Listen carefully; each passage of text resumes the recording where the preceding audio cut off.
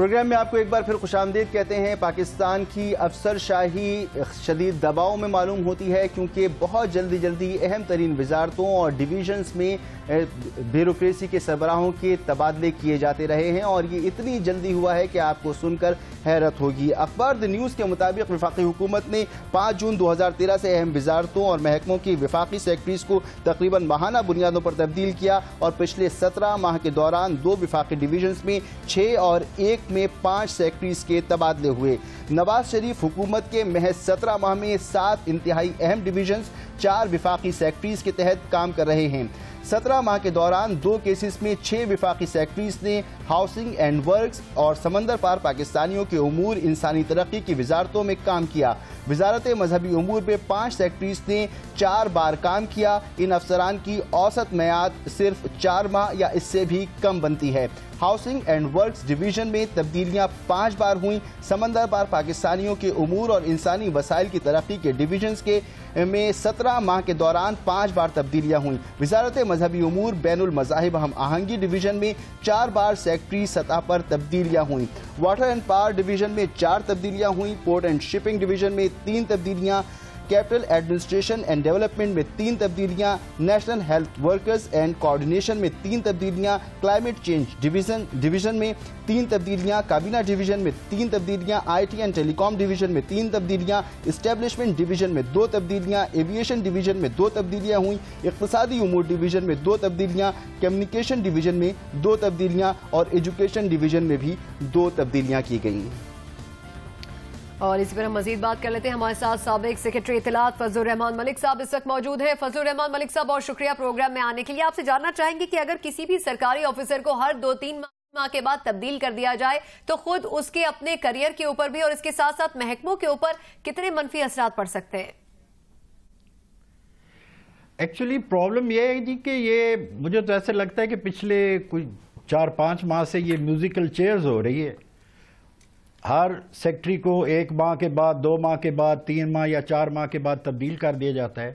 ان کو اپنی پرفارمنس جو ہے وہ دکھانے کا موقع ہی نہیں ملتا۔ یہ صرف یہی ہو رہا ہے کہ ایڈ ہاکزم، کسی نہ کسی طریقے سے جو وقت ہے اس کو پورا کیا جائے اور وقت کو گزارا جائے۔ ادروائز اگر پراپر طریقے سے دیکھا جائے تو یہ ہے کہ جس کو بھی آپ کسی محکمے کا سیکرٹری لگاتے ہیں، نو ڈاؤٹ یہ آپ کا ڈسکریشن ہے، لیکن ان کو ٹائم دیں تاکہ وہ اپنی پرفارمنس دکھا سکے، یا آپ ان کو کوئی ٹارگٹس دیں کہ آپ نے یہ اچیو کرنے ہیں، اور اگر وہ ٹارگٹس اچیو نہ کرے تو پھر آپ ان کو چینج کر سکتے ہیں۔ یہاں بدقسمتی سے پرفارمنس ایویلیویشن کا کوئی طریقہ کار ہی نہیں ہے۔ باہر کے ممالک میں اکثر یہ ہوتا ہے کہ ہر 3 ماہ کے بعد، 4 ماہ کے بعد مختلف وزارتیں، منسٹریز جو ہیں ان کی پرفارمنس جو ہے وہ ایویلیویٹ کی جاتی ہے، ان کے سیکریٹریز جو ہے اور ڈپارٹمنٹس کے جو ہیڈ ہیں ان کی کارکردگی کا جائزہ لیا جاتا ہے، اور اگر انہوں نے پرفارمنس نہیں دکھائی ہوتی تو پھر ان کو چینج کیا جاتا ہے۔ لیکن انفارچونیٹلی یہاں تو ایسے لگتا ہے کہ یہ اٹس فری فار آل، اور یہ ایک میوزیکل چیئر ہو رہی ہے کہ آج اس کو بٹھا دیا، کل اس کو بٹھا دیا، 2 دن کے بعد، 3 دن کے بعد۔ فضل صاحب، اس کی وجوہات کیا ہوتی ہیں؟ اس سے حاصل کیا کرنا چاہتے ہیں وہ لوگ جو تبادلے کرتے ہیں بار بار؟ اور اگر کسی افسر کو ہر 2-3 ماہ میں تبدیل کیا جاتا ہے تو پھر کیا وہ افسر کسی بھی طرح سے اس قابل ہوتا ہے کہ اپنی کارکردگی دکھا سکے، یا اس کے اپنے کیریئر پر اس کے کیا اثرات پڑتے ہیں، افسر شاہی پر اس کے کیا اثرات پڑتے ہیں، اور اس کے مقاصد کیا ہوتے ہیں جو لوگ انہیں تبدیل کرتے ہیں؟ دیکھیں جی، سب سے زیادہ تو یہ ہے کہ بندہ جو ہے وہ ڈی مورلائز ہو جاتا ہے۔ وہ یہ کہتا ہے کہ مجھے ایک منسٹری میں اگر کرنے کا موقع نہیں دیا گیا تو اس کے بعد اگر کسی دوسری منسٹری میں اس کو لگائیں گے تو وہاں وہ اپنی کیا پرفارمنس شو کرے گا۔ سب سے بیسک چیز یہ ہے کہ کم از کم آپ کسی بندے کو 6 ماہ 8 ماہ کسی منسٹری میں رہنے دیں، اس کے بعد آپ ان کو کوئی ٹارگٹس دیں، ان کی پرفارمنس جو ہے وہ ایویلیویٹ کریں، اور اگر وہ ڈیلیور نہیں کر رہے تو پھر اس کے بعد آپ ان کو تبدیل کر سکتے ہیں۔ اور پھر سب سے بڑی بات یہ ہے کہ میرے خیال کے مطابق یہ جو لائکس اور ڈس لائکس کا تعلق ہے وہ سب سے زیادہ اہم ہے یہاں اس ملک میں۔ مطلب یہ ہے کہ جی مجھے اس بندے کا کام کا انداز پسند نہیں، یا یہ میرے ساتھ اس کی ڈیلنگ جو ہے وہ صحیح نہیں ہے۔ ایز فار ایز پرفارمنس جو اس کی منسٹری میں ہے اس پہ کوئی توجہ نہیں دیتا۔ اچھا فضل الرحمان صاحب، یہ بھی آپ سے جاننا چاہیں گے کہ اگر کسی بھی دور حکومت کے اندر اس طرح اتنی فریکوینسی کے ساتھ تبدیلیاں ہوتی رہتی ہیں تو خود اس جو حکومت ہوتی ہے اس سے متعلق کیا افسروں کے اندر بدلی پیدا نہیں ہوتی ہے؟ نہیں، آف کورس ظاہر ہے افسر جو ہے وہ دل جمعی کے ساتھ کام نہیں کر سکتے، اور اس کے بعد یہ ہے کہ وہ بھی پھر جیسے میں نے آپ سے پہلے کہا ہے کہ یہ ایڈ ہاکزم ہے کہ آج کا دن گزارو یا جیسے کہتے ہیں کہ ڈنگ ٹپاؤ، وہی سلسلہ پھر ہوتا ہے. اور جہاں تک حکومت کی کارکردگی ہے وہ پھر آپ کے سامنے آ جاتی ہے. اگر جو ان کے ماتحت افسران جو ہیں یا جو محکمے کے سربراہان ہیں اگر وہ پراپرلی ڈیلیور نہیں کریں گے تو پھر حکومت پہ ظاہر الٹیمیٹلی آئے گا. اور حکومت یہ ہے کہ اگر ان کو وہ ٹک کر کام نہیں کرنے دے گی اور ہر 1 ماہ کے بعد 2 ماہ کے بعد ان کو چینج کرے گی تو پھر انہوں نے گورنمنٹ کے لیے کیا کرنا ہے؟ الٹیمیٹلی جو ہے یہ پھر وہی آ جاتا ہے کہ جی یہ دس از ناٹ گڈ گورننس، یہ پور گورننس ہے. اور جو لوگ ان کو لاتے ہیں اور پھر واپس لے جاتے ہیں وہ ان میں ڈیسیژن میکنگ پاور جو ہے وہ نہیں ہے. ٹھیک. اچھا، یہ صورتحال جو آپ نے بیان فرمائی اس سے تو یہ لگتا ہے کہ حکومت تو خود بھی نہیں چاہے گی نا کہ اس کی پرفارمنس خراب ہو، اس کا امیج عوام میں غلط جائے، تو حکومت کو بھی اس پر سنجیدگی سے کوئی لاہے عمل بنانا چاہیے. عدالت کا ایک فیصلہ بھی موجود ہے جس میں یہ واضح کہا گیا ہے کہ 3 سال سے پہلے کسی کو ٹرانسفر نہ کیا جائے. بہت ہی مجبوری اگر ہو تو پھر ٹھیک ہے، اب واقعی اس کی ایسی کوئی وجہ ہونی چاہیے. آپ کیا سمجھتے ہیں کہ حکومت کو بیوروکریٹک ریفارمز لانے کے لیے کیا کرنا چاہیے اور کس طرح سے کرنا چاہیے؟ دیکھیں جی، بیوروکریٹک ریفارمز جو ہیں وہ بڑے عرصے سے شروع ہوئیں. سب سے پہلے مرحوم ذوالفقار علی بھٹو نے ایڈمنسٹریٹو ریفارمز کی. انہوں نے کہا کہ there will be horizontal and vertical mobility among officers of various services. کہ اس کے بعد انہوں نے کہا کہ آل سروسز آر ایکول، لیکن میرے خیال کے مطابق all services are equal but some are more equal. یہاں ایک ایسا خاص گروپ ہے ایک سروسز گروپ میں جو سمجھتا ہے کہ we are born rulers, they are sacred cows, a rule whichever government comes. تو یہ ایڈمنسٹریٹو ریفارم سے یا ان چیزوں سے کیا ہو سکتا ہے؟ جب تک آپ ان کو کام نہیں کرنے دیں گے پراپرلی، ان کو اگر آپ کوئی ٹارگٹ دیں، ان کی پرفارمنس جو ہے وہ دیکھیں، اس کے بعد اگر وہ نہیں کرتے تو پھر ادروائز ایڈمنسٹریٹو ریفارمز پیپرز پہ آپ لے آئیں گے تو ان سے تو کوئی مسئلے کا حل نہیں ہوگا. ٹھیک، تو مسئلے کا حل ہے کیا؟ مسئلے کا حل میں نے جیسے آپ سے گزارش کی ہے کہ آپ کسی محکمے میں اگر ایک سیکریٹری لگاتے ہیں یا آپ یہ جو ریشفلنگ وغیرہ کرتے ہیں تو آپ سیکریٹری کو ٹارگٹ دیں کہ آپ نے اپنی منسٹری میں اور آپ کے انڈر جو ویریس ڈپارٹمنٹس ہیں آپ نے 3 ماہ کے اندر یہ اچیو کرنا ہے. ٹھیک، اور اس پر کارکردگی جانچی جائے. بہت شکریہ. فضل الرحمان ملک، سابق سیکرٹری اطلاعات، ہمارے ساتھ موجود تھے. اور لائک اور ڈس لائک کی بنیاد پر اگر لوگوں کو ہٹایا جا رہا ہے اور بیوروکریسی میں تشویش پائی جاتی ہے تو یقینی طور پر حکومت کو سوچنا چاہیے کہ اس کی اپنی کارکردگی پر اس کے کیا اثرات پڑیں گے. اور پروگرام میں ایک اور اہم خبر بھی ہم شامل کریں گے. Army chief general Raheel Sharif جنہوں نے آج کا دن افغانستان میں گزارا، 1 روزہ دورہ انہوں نے کابل کا کیا جہاں پر ان کی اہم ملاقاتیں بھی رہیں اور یہ کہا جا رہا ہے کہ ان کا یہ دورہ مثبت بھی رہا. یہ آپ کو بتائیں کہ 15 نومبر کو army chief general Raheel Sharif جو کہ امریکہ کا دورہ کرنے والے ہیں، اس سے پہلے آج انہوں نے افغان صدر جو کہ نئی حکومت کے قیام کے بعد پہلی ملاقات قرار دی جا رہی ہے آرمی چیف کی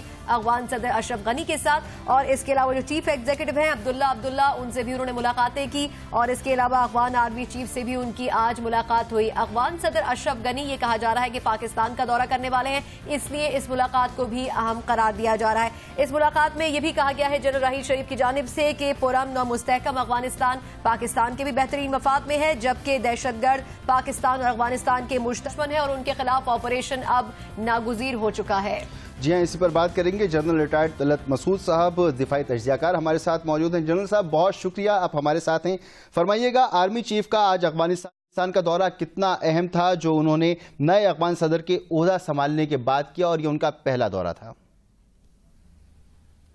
جی یہ بہت اہم دورہ ہے، اس لیے کہ میرے خیال میں اس وقت جو افغانستان کا سب سے بڑا پرابلم ہے پاکستان کے ساتھ وہ بارڈر سیکیورٹی ہے، اور تعلقات اور اعتماد کی بہت سخت ضرورت ہے دونوں ملٹریز میں، دونوں انٹیلیجنس ایجنسیز میں، اور یہ جو دورہ ہے ایک لحاظ سے یہ اعتماد کو بہتر کرنے کے لیے، بڑھانے کے لیے یہ بہت ضروری تھا۔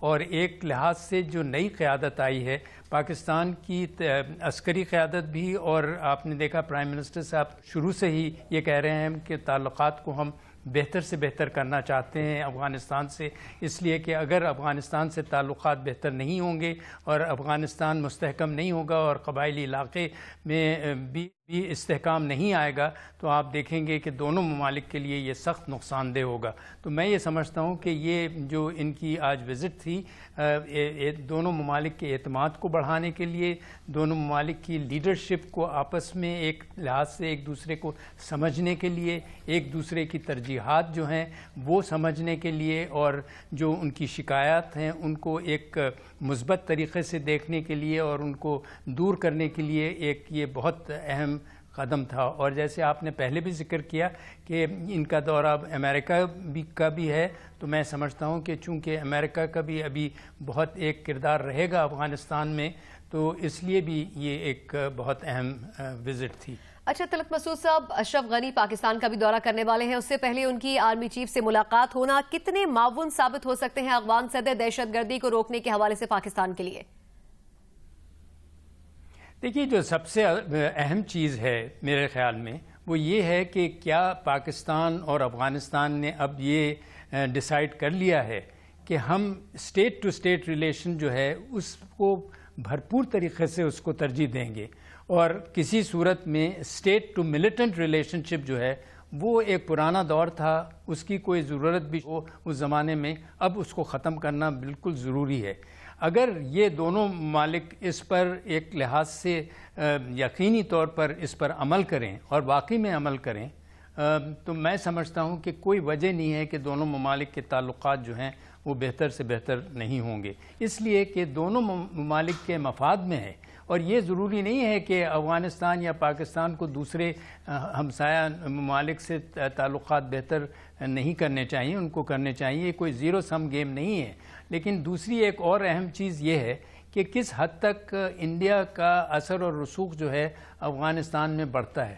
پاکستان جو ہے وہ اس کو کسی قسم کا اعتراض نہیں ہے، بلکہ وہ چاہتا ہے کہ انڈیا جو ہے اگر اقتصادی اور معاشی لحاظ سے افغانستان میں مدد کرے اور تو وہ افغانستان کو مستحکم کرنے کے لیے ایک بڑا قدم ہوگا۔ لیکن اگر وہ عسکری لحاظ سے اور ایسے ان کو اسلحہ دے یا ایسی سیکیورٹی ایگریمنٹس ہوں جو کہ ایک طریقے سے پاکستان کو غیر مطمئن یعنی اس کے اعتماد جو ہے وہ کھو بیٹھے، تو پھر میرے خیال میں اس کے مضر اثرات ہو سکتے ہیں۔ لیکن میں سمجھتا ہوں کہ جو نئی قیادت آئی ہے ان کی اشرف غنی صاحب کی اور عبداللہ کی، ان کو اس چیز کا پورا احساس ہے، اور پرائم منسٹر صاحب کو بھی اس کا احساس ہے کہ انشاءاللہ معاملات جو ہیں وہ بہتری کی طرف آگے بڑھیں گے۔ جنرل صاحب، جب اس خطے کی سیکیورٹی کی بات ہو تو پھر امریکہ کا ذکر بھی آتا ہے۔ امریکہ کی جانب سے دو بیان ہمارے سامنے آئے۔ ایک بیان میں اس نے کہا کہ پاکستان افغانستان اور بھارت کے خلاف پراکسی وار لڑ رہا ہے، پھر دوسری طرف اس نے کہا کہ ضرب عصب کا فائدہ ہوا ہے اور حقانی نیٹ ورک کو کمزور کیا ہے۔ تو یہ پراکسی وار لڑنے کا جو الزام پاکستان پہ لگایا، تو یہ الزام امریکہ کی طرف سے کیوں لگایا گیا؟ یہ دیکھیے، یہ اصل میں ماضی کی باتیں کرتے ہیں۔ پاکستان نے بہت اس کے ماضی میں تو آپ کو علم ہے کہ خود امریکہ جو ہے وہ پراکسی وارز استعمال کرتا رہا ہے، تو ایک لحاظ سے ہمیں ایک برڈن آف ہسٹری تو ہے کہ اب یہ جو تھے، آپ نے دیکھا کہ طالبان کے ساتھ بھی ان کے تعلقات تھے، اس کے علاوہ جو 9/11 کے واقعات ہوئے، پھر اپنا جو افغانستان کے جہاد تھا اس میں پھر ہمارے پاس کافی ان کے لوگ رہ گئے تھے اور انہوں نے پناہ لی بھی تھی۔ لیکن پاکستان نے جب سے ایک پالیسی اختیار کی ہے کہ کسی طریقے سے ہم ان لوگوں کو اپنی سرزمین استعمال کرنے نہیں دیں گے، اور افغانستان پر ان کو اٹیک وغیرہ نہیں کرنے دیں گے، میرے خیال میں بہت پاکستان کی پالیسی میں تبدیلی آئی ہے۔ اس میں کوئی شک نہیں کہ ابھی بھی کچھ ایسے گروپس ہیں جو کہ موجود ہیں، لیکن پاکستان نے ان کو کنٹرول کیا ہوا ہے، اور اپنی ترجیحات میں تو ظاہر ہے پاکستان ان کے اوپر ایک طریقے سے آپریشن کر رہا ہے جو کہ پاکستان کے اوپر حملہ کر رہے ہیں۔ جو افغانستان پر جا کر حملہ کرتے ہیں، پاکستان کی یہ کوشش ہے کہ کسی صورت میں ان کو اجازت نہ دی جائے اور ان کو یہاں سے نکالا جائے۔ جیسے حقانی نیٹ ورک پہلے پاکستان میں کچھ عرصے کے لیے قیام کیا ہے انہوں نے، لیکن اب پاکستان ان کے لیے کوئی جگہ نہیں ہے۔ اسی طریقے سے اور بھی اگر ایسے کوئی گروپس تھے، جیسے جو شورا ہے، لیکن اب اس کا طالبان کا شورا تھا جس میں ملا عمر وغیرہ کہا جاتا تھا کہ پاکستان میں مقیم ہیں یا ان کے جو ساتھی ہیں وہ مقیم ہیں، لیکن اب پاکستان ان کے لیے کوئی جگہ نہیں ہے، اس لیے کہ اب افغانستان سے امریکہ اور نیٹو کی افواج کا جو انخلا ہو رہا ہے، تو اب کوئی وجہ نہیں ہے کہ وہ پاکستان میں رہیں، وہ جائیں۔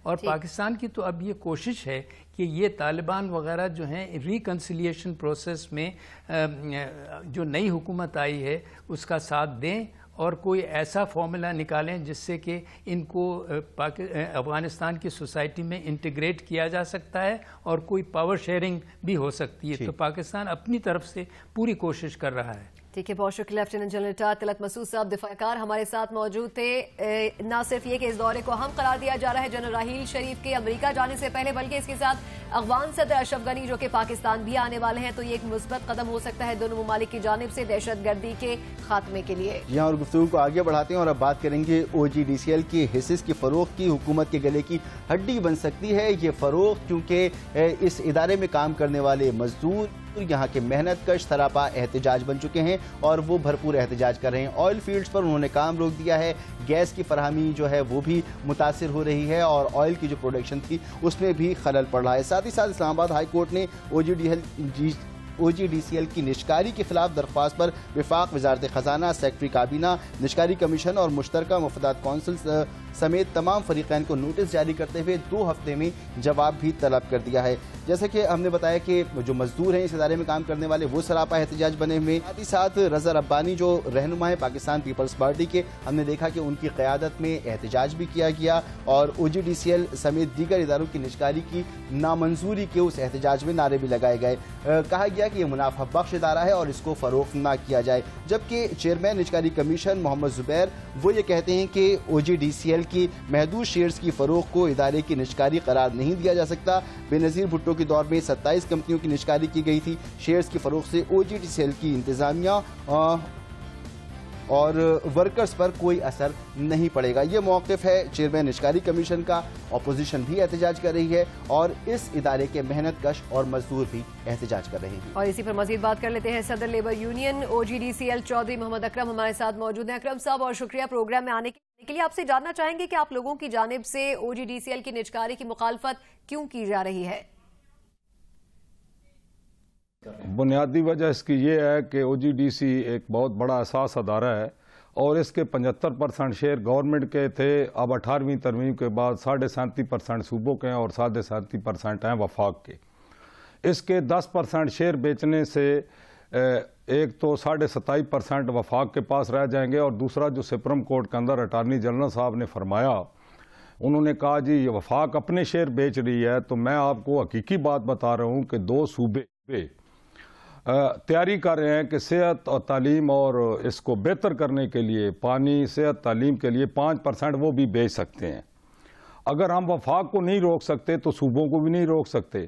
اب جو نجکاری کے وزیر صاحب نے کل وضاحتیں کی کہ ہم اس کے انتظامی امور کسی کو نہیں دے رہے، سر یہ پہلے بات اگر ہم یہ شور نہ کرتے تو یہ بات میڈیا اور پاکستان کے کسی بندے کو پتہ ہی نہیں چلتی کہ OGDC کے اندر یہ کرنے کیا جا رہے ہیں۔ میں میڈیا کی وسادت سے، یہ قوم کے ایسٹ ہیں۔ آج مجھے بتائیں $3 مئی میں ہمارا ریٹ تھا، آپ نکال لیں ویب سائٹ OGDC کی فارن میں، آج $2 کے بک رہے ہیں۔ 36 کروڑ شیئر یہ بار بیچ رہے ہیں اور $36 کروڑ کا یہ کرپشن ہو رہی ہے۔ $287 ریٹ تھا شیئر کا، آج 219 216 پہ جا رہا ہے. آپ مجھے بتائیں اس دوران 3 مہینوں کے اندر OGDC کی 2 نئی ڈسکوریاں ہوئیں اور 2 پلانٹ چلنے والے ہیں. مگر یہ بھی تو فرمائیں کہ حکومت تو صرف یہ کہہ رہی ہے کہ وہ 10% حصص فروخت کر رہی ہے. یہ مجھے سمجھائیں کہ اگر حکومت یہ کہہ رہی ہے اور وہ 10% حصص فروخت بھی کر رہی ہے تو اس پہ اتنا احتجاج کیوں؟ سر 10% شیئر بیچنے کے بعد وفاق کے پاس شیئر رہ جائیں گے 27.5% اور مارکیٹ میں چلے جائیں گے 35%. 37.5% رہ جائیں گے صوبوں کے پاس. میں ایمانداری بات بتاؤں کہ اگلی قسط سے پہلے 10% اور وفاق بیچے گی کیونکہ اس ملک کا قرضہ یا اس ملک کے حالات کبھی ٹھیک نہیں ہونے. اور 5% صوبے تو یہ ہم صوبوں کو پھر نہیں روک سکتے.